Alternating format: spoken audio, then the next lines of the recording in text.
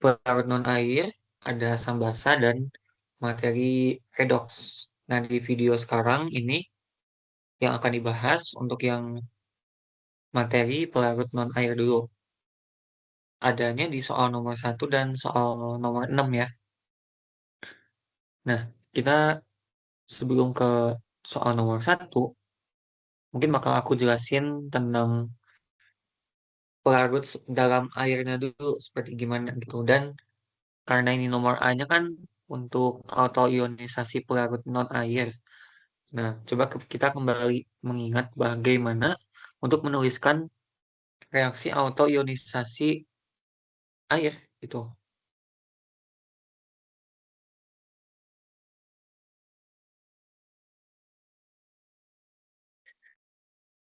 Oke, reaksi autoionisasi air berarti kita mulai dengan molekul H2O.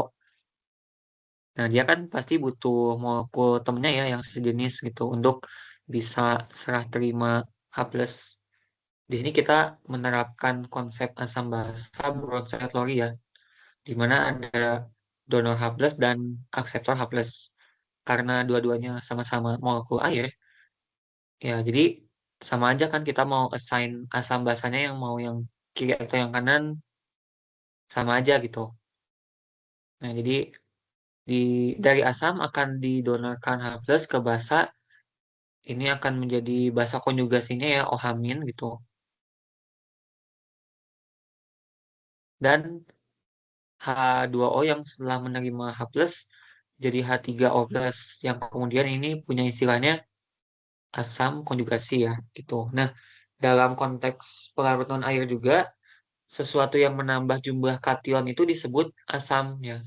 Sementara sesuatu spesies yang menambah jumlah anion itu disebut sebagai basa. Contoh lain misalkan untuk reaksi autoionisasi misalkan NH3 ya. Jadi dia butuh molekul temennya juga. Di sini H+-nya yang akan bisa pindah-pindah jadinya NH2- dan NH4+ ya gitu. Sama ini juga basa yang NH4+-nya asam. Nah, dan kebetulan mungkin aku di sini mau klarifikasi juga ya eh, jawaban aku yang ada di soal nomor 3 tahun 2023 kan itu soalnya mengenai pelarut ICl ya.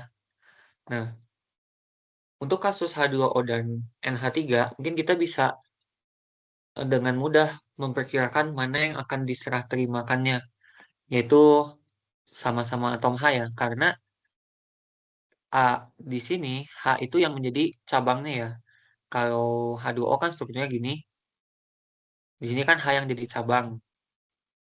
Sementara kalau NH3 juga sama kan, atom N yang pusatnya, H-nya yang cabang atau terminalnya. Cuman karena di ICl ini kan atom I dan Cl-nya 1:1 gitu. Jadi eh, bisa aja ada kemungkinan Cl-nya yang ngepas atau I-nya yang ngepas gitu kan. Nah, sebelumnya aku tuliskan jawabannya itu kan ini hasil ionisasinya jadi imin dan ICl2+ ya. Nah, sepertinya ini keliru karena setelah dilihat-lihat kembali, biloxnya malah jadi berubah autoredox kan. Di sini awalnya biloxnya +1. Terus di sebelah kanannya jadi gimana?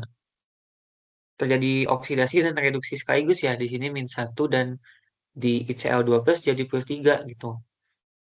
Nah, padahal seharusnya kan pilox dalam reaksi asam basa kan tidak berubah gitu. Jadi makanya kita koreksi sekarang. Yang tepat tuh jadi I positif ya. Alasan lainnya karena I itu kan lebih elektropositif daripada Cl di golongan 7 ya, terus di tabel periodik secara umum kan yang makin elektronegatif itu kalau makin ke eh, atas kanan kan gitu. Jadi yang lebih elektronegatif Cl, yang lebih elektropositif I. Makanya di sini yang lebih cenderung untuk membentuk muatan positif adalah I. Dan berarti sisanya ICl2- ya gitu. I plusnya bertindak sebagai asam karena dia kation. Dan ICl2- adalah basa. Oke? Jadi ini ya yang perlu kita luruskan gitu. Karena di video lain salah gitu aku mentionnya. Nah, kita lihat nomor yang A sekarang. Di sini pelarutnya adalah pelarut merkuri bromida, yaitu HgBr2. Pertama, tuliskan persamaan autoionisasinya ya untuk HgBr2 cair. Oke, berarti dengan cara yang sama seperti autoionisasi air pada umumnya, kita akan tuliskan seperti ini. Yang bisa diserah terimakannya udah pasti Br ya, bukan Hg. Karena kan ya Hg di situ sebagai atom pusat.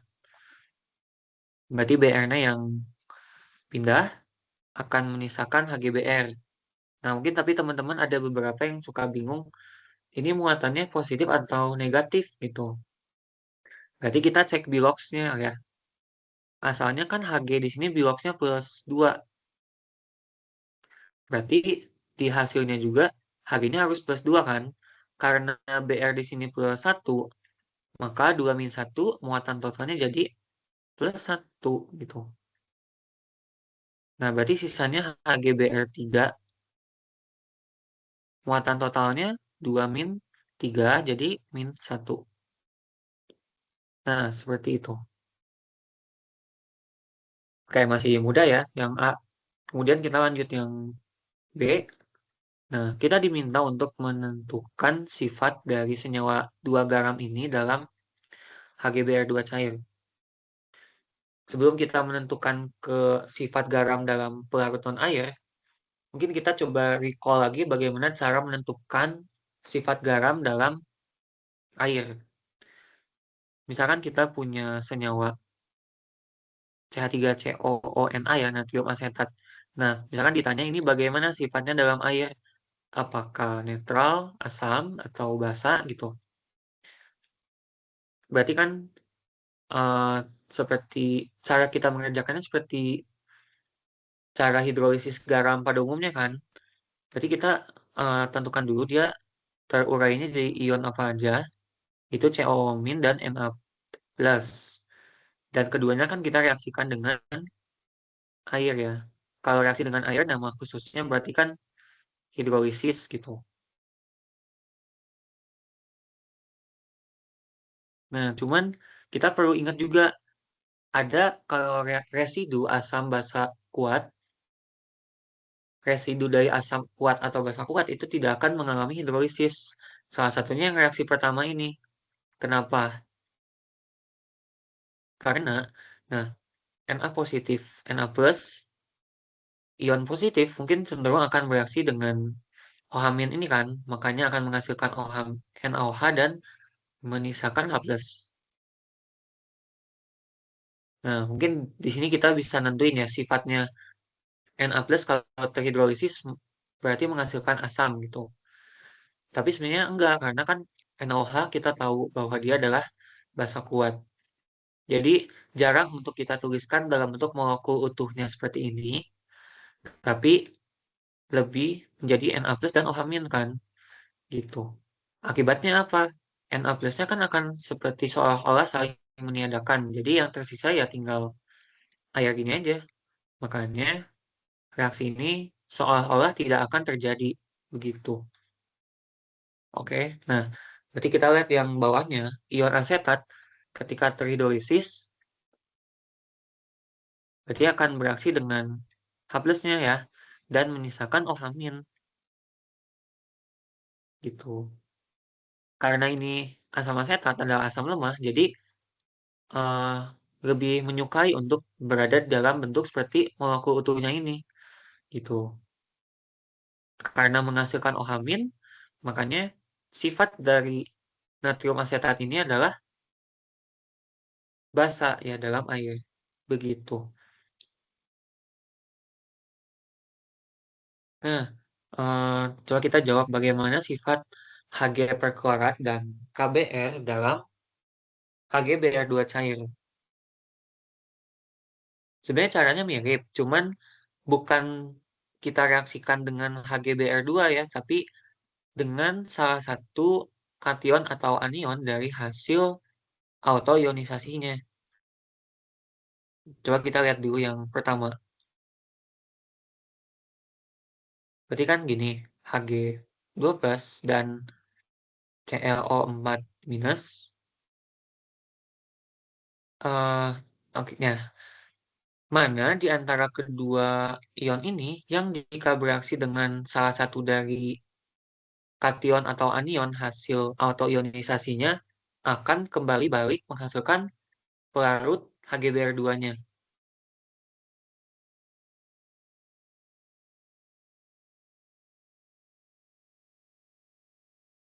Coba kita tinjau yang kation dengan anion atau anion dengan kation ya sebaliknya gitu. Yang ini kan ya sepertinya. Coba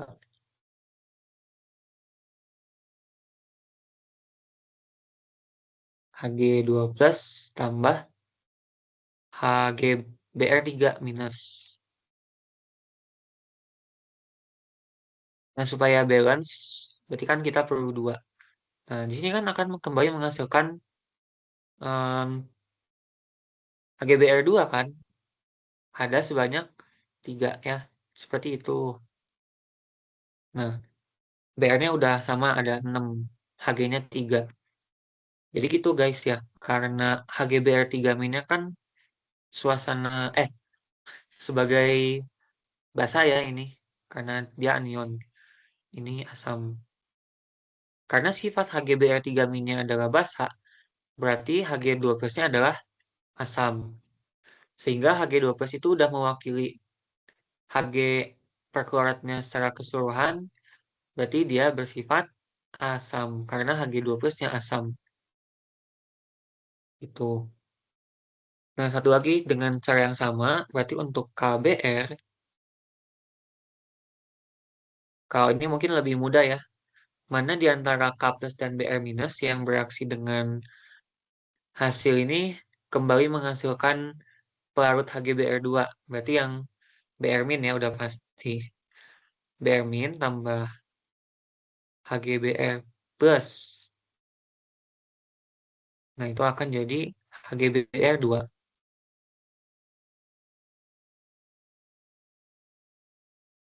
Karena HgBr plusnya asam, berarti Br minnya adalah basa. Sehingga KBr dalam HgBr2 adalah basa.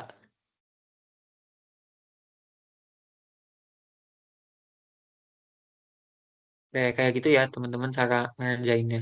Sebenarnya kalau teman-teman bisa gunakan pendekatan hard soft acid base ya, asam basa keras lunak. Cuman eh, aku tuh kurang suka ngerjain pakai cara kayak gitu karena kadang ada beberapa kation atau anion yang eh, nggak jelas gitu batasan keras lunaknya segimana gitu. Biasanya kan kita nentuin suatu asam atau basa sifatnya keras atau lunak kan dari ukurannya ya. Kayak contohnya F ini yang golongan 7. Kalau anion kan udah pasti jadi basa ya. Nah, ini tuh basa keras, basa lunak yang mana gitu. Yang keras tuh biasanya umumnya yang ukurannya kecil. Berarti yang ada di atas ya. Ini eh, sampai Cl min. Basa keras. Kalau yang Br bisa kita kategorikan sebagai basa intermediate gitu. Dan kalau imin berarti basa lunak. Ini contoh ya yang golongan 17 gitu. Tapi kalau Hg itu karena kan dia udah periode 6 harusnya harusnya asam lunak ya. Cuman aku juga nggak terlalu begitu hafal ya tabel yang ada di Housecroft. Coba kalian cari bagaimana penggolongan asam keras basa lunak gitu. Sorry, asam basa keras lunak ya. Jadi ini cara ngerjain untuk yang B, bisa dari cara bikin reaksinya gitu. Nah, kita lanjut ke yang C. Ini juga ya. Sebenarnya yang C sama D ini bisa kalian gunakan cara hard soft acid base pendekatan HSAB, cuman aku mau coba jelasin pakai cara kita bikin reaksinya.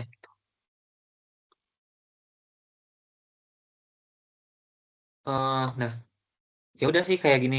Misalnya, apakah kalsium fosfat dapat larut dalam HgBr2? Coba kita bikin reaksi metatesisnya ya gitu, pertukaran kation dan anion. Nanti akan dihasilkan apa aja.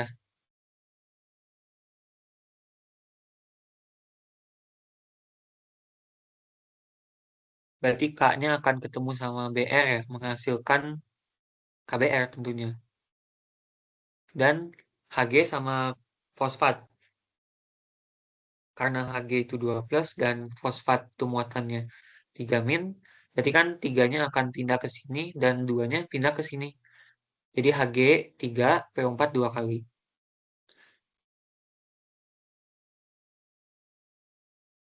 Untuk penamaan senyawa-senyawa kayak gini udah harus bisa ya, jangan sampai kebaik-baik lagi. Misalkan Hg2 PO4 3 kali gitu, itu kan keliru ya. Nah udah tinggal setarain aja.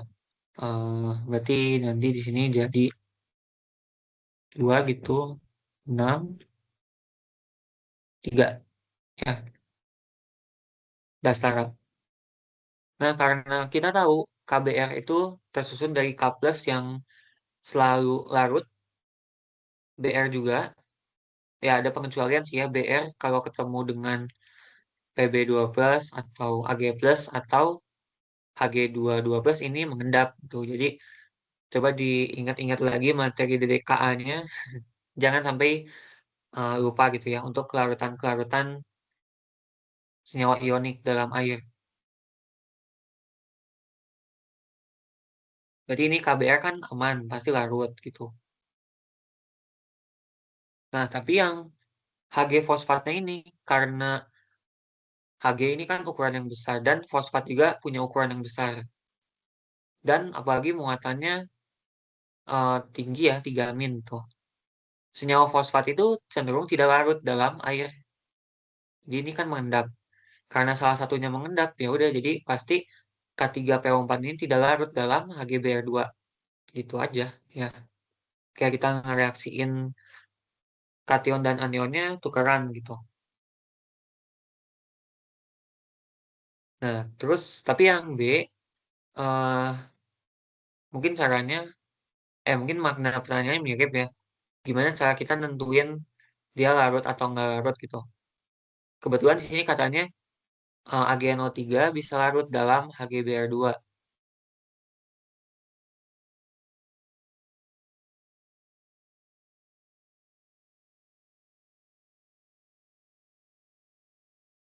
Salah satu cara untuk dia bisa larut itu kan bisa juga dengan membentuk kompleks ya.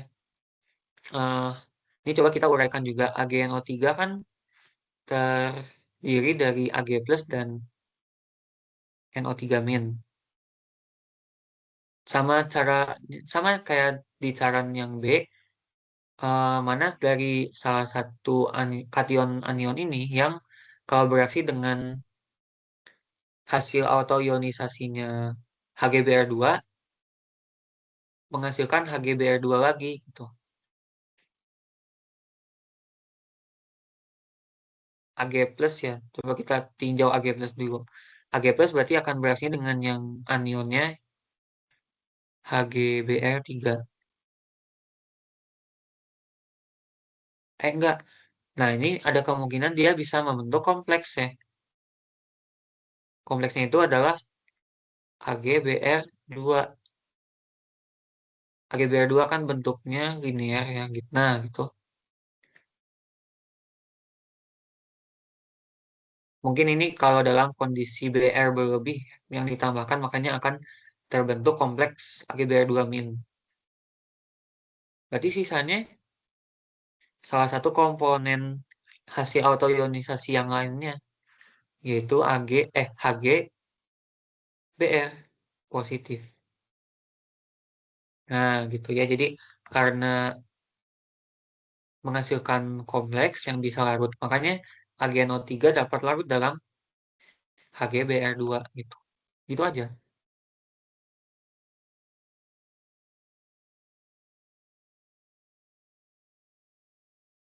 Menghasilkan kompleks yang bisa larut dalam air.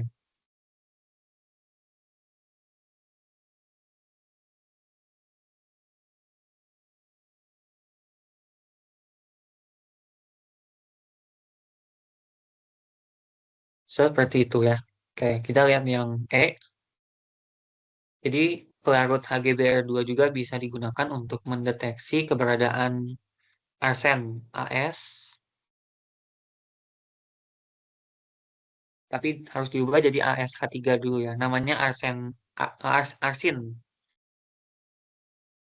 Tentukan reaksi yang terjadi antara arsin dengan HgBr2 cair. Ya udah, kita juga reaksiin juga bikin bikin pertukaran antara kation dan anionnya. Walaupun sebenarnya ASH3 bukan senyawa ionik ya, tapi dia kan kovalen. Tapi kan ini terdiri dari AS3- dan H ya H plus ya gitu. Dan HgBr2 cair. Berarti Hg2 plus dan Br min. Berarti Br minnya akan ketemu H ya, menghasilkan HBr dan satunya lagi ASHG ya, atau HGAS ya, kation yang dulu gitu, nggak masalah. Hg-nya berarti Hg2 kan. Hg3. Hg3 AS2. Karena tiganya kan dari muatan AS3-. Jangan lupa disetarakan. Hmm, berarti ini jadi apa? Ini 2, 6,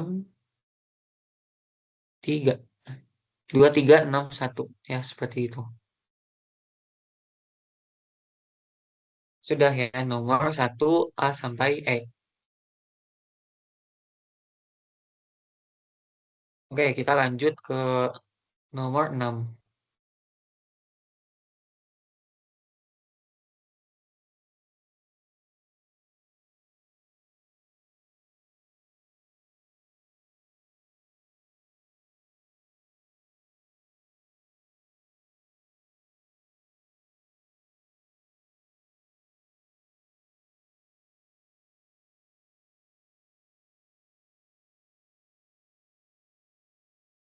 Nah, sekarang tentang pelarut dari asetonitril.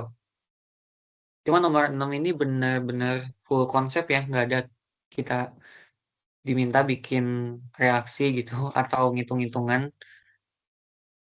Jadi mungkin di sini aku tulisin inti-inti jawabannya aja ya untuk eh, penjelasan lebih lengkap dan sistematisnya bisa kalian lihat di PDF solusi aja.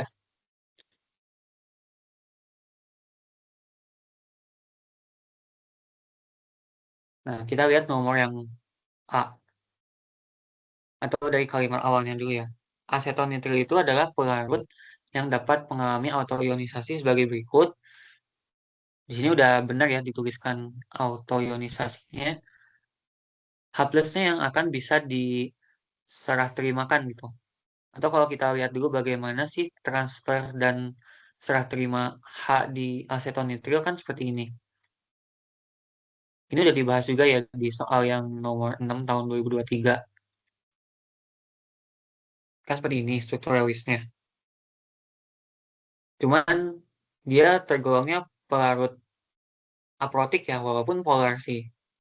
Dia sifatnya polar karena ada atom N kan yang cenderung parsial negatif. Cuman artinya aprotik itu apa? Dia nggak punya atom H yang terikat langsung ke atom yang sangat elektronegatif.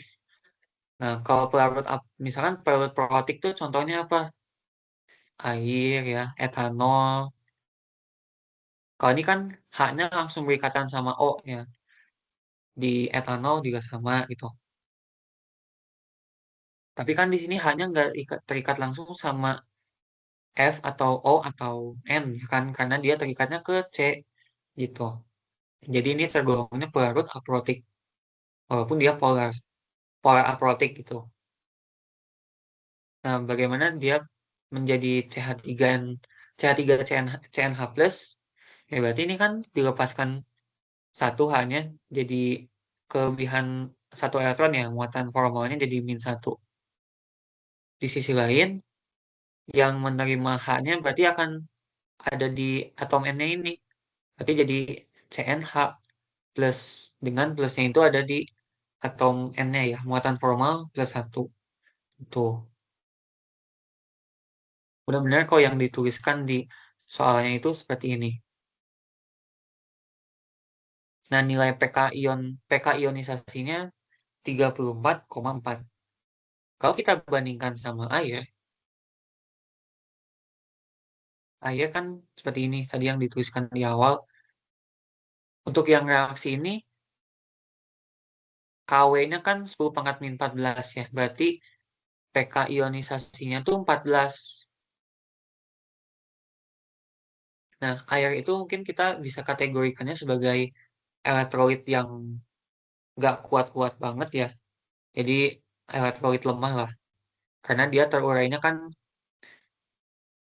hmm, nggak terlalu mudah juga gitu. Jadi ini dengan angka 14 itu diartikan sebagai yang biasa-biasa aja gitu. Sulit, cenderung sulit enggak, cenderung mudah juga enggak. Nah, tapi kalau kita lihat angka dari PK ionisasinya asetonitril, ini kan sangat besar sekali ya. Berarti kita bisa artikan asetonitril itu untuk terionisasi menjadi ini, itu lebih sulit daripada air. Nah, jadi ini nyambung ke jawaban yang A ya. Bagaimana kemudahan kelarutan garam NaCl dalam asetonitril kalau dibandingin di air? Kalau air itu kan bisa melarutin garam ionik ya, seperti NaCl dengan sangat baik gitu. Karena airnya aja bisa ngestabilin ion Na plus dan Cl min melalui ikatan hidrogen. Tapi karena asetonitril kan seperti yang udah aku mention sebelumnya, dia adalah pelarut yang polar aprotik. Dan apalagi kalau kalian tahu konstanta dielektriknya asetonitril itu jauh lebih rendah ya daripada air. Apa ya lambangnya konstanta dielektrik? Kayaknya gini ya, epsilon gitu. Aku juga lupa.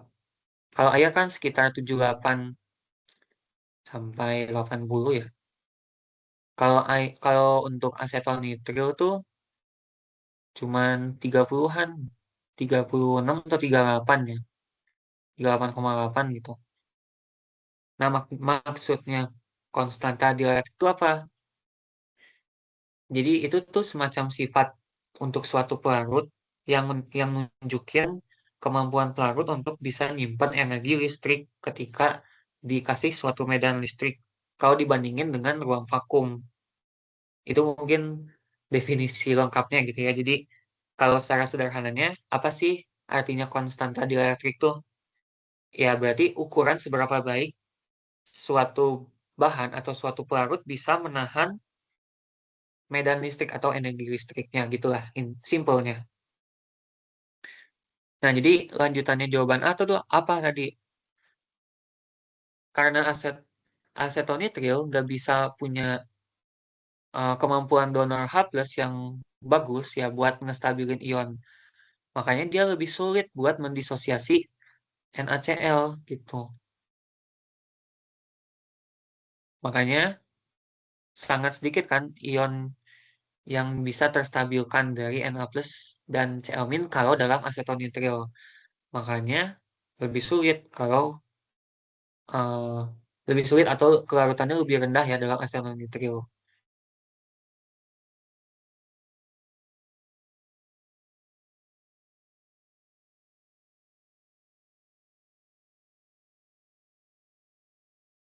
Jadi alasan utamanya karena asetonitril nggak memiliki kemampuan donor H+ yang bagus untuk menstabilkan ion Na+ dan Cl-.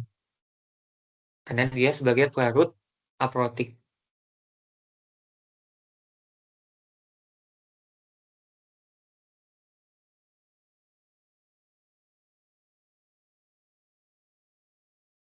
Nah, gimana kemudahan kelarutan senyawa kompleks sekarang bukan garam NaCl kalau di dalam aseton nitril? Nah, kita tahu kalau ini nikel tetrafosfin ya namanya. Dia itu kan kompleks yang sifatnya nonpolar ya. Apalagi ada gugus benzen dari fosfin ya yang bikin dia nonpolar. Nah, kita tahu kalau air itu kan pelarut yang polar. Sementara kalau nikel tetrafosfin nonpolar, hmm, dia cenderung lebih tergolongnya ke ligan organik ya si PPH3 nih.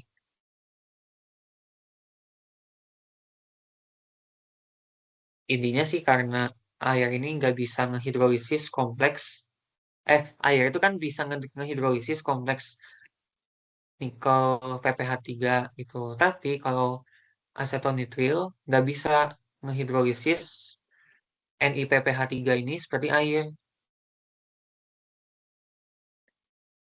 Jadi dia lebih cocok buat ngelarutin senyawa kompleks logam dengan ligan organik seperti ini.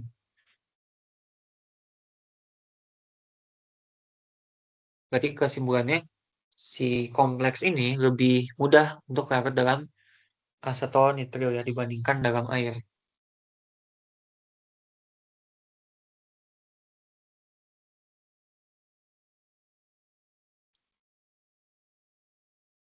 Lebih mudah dalam aseton nitril.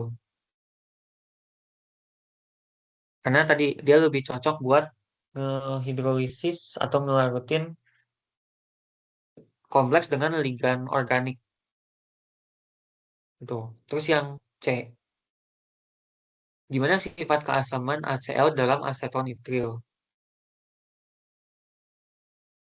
Coba kita tinjau kembali bagaimana sih definisi dari asam kuat itu. Kita tahu kalau asam kuat berarti yang bisa terdisosiasi sempurna dalam air. Enggak air sih, maksudnya dalam suatu pelarut.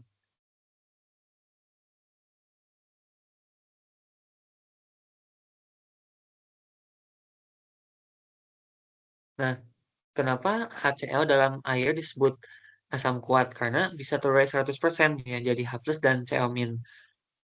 Tapi mungkin ini alasannya sama kayak yang A. Kenapa HCl dalam asetonitrile nggak sempurna disosiasinya? Karena asetonitrile nggak bisa ngestabilin ion H plus dan Cl min. Karena pK ionisasinya tadi yang sangat besar ya, sampai angka 34,4 gitu. Kalau dibandingin air kan cuman 14 ya pK ionisasi air gitu. Jadi kalau tidak terdisosiasi dengan baik artinya nggak akan tersedia banyak basa buat ngestabilin H plus dari ionisasi HCl ini gitu.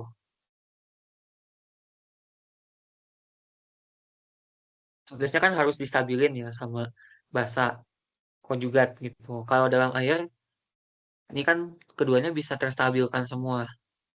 Tapi kalau dalam astonitrile karena tidak tersedia banyak basa ini untuk ngestabilin H plus dari HCl, makanya tidak disebut sebagai asam kuatnya karena tidak terdisosiasi seluruhnya.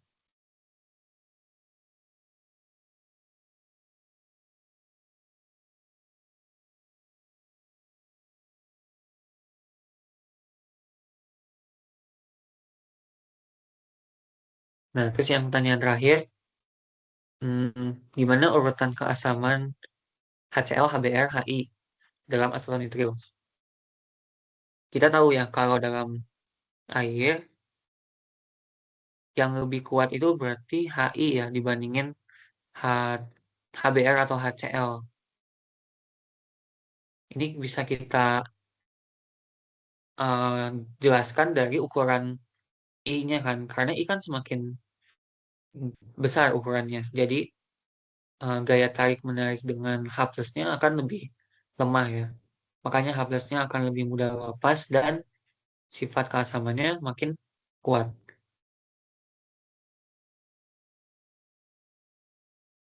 Eh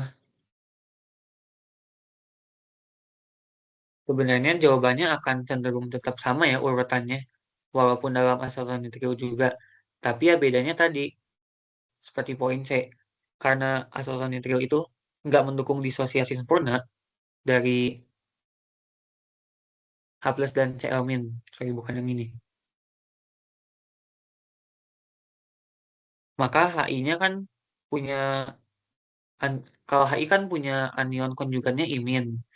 Imin itu yang paling stabil ya, karena kan ukurannya paling besar gitu. Jadi dia paling terdelokalisasi muatan negatifnya.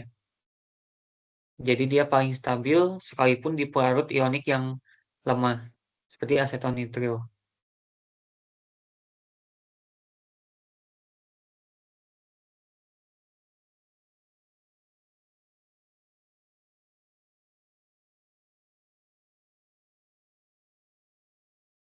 Jadi intinya tren kekuatan asam masih sama, tapi ya kekuatan asamnya itu yang kalau dalam asetonitril baik HI, HCl, HBr itu semuanya akan lebih lemah kalau dibandingin dengan HI, HCl, HBr dalam air ya. Begitu jawabannya.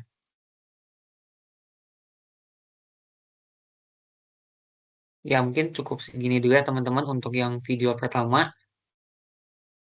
tentang pelarut non-air. Untuk jawaban yang lebih lengkapnya kalian bisa baca di PDF solusinya ya. Dan untuk yang nomor lainnya, 4 lagi, kita lanjutkan di video berikutnya. Oke, sekian teman-teman. Terima kasih.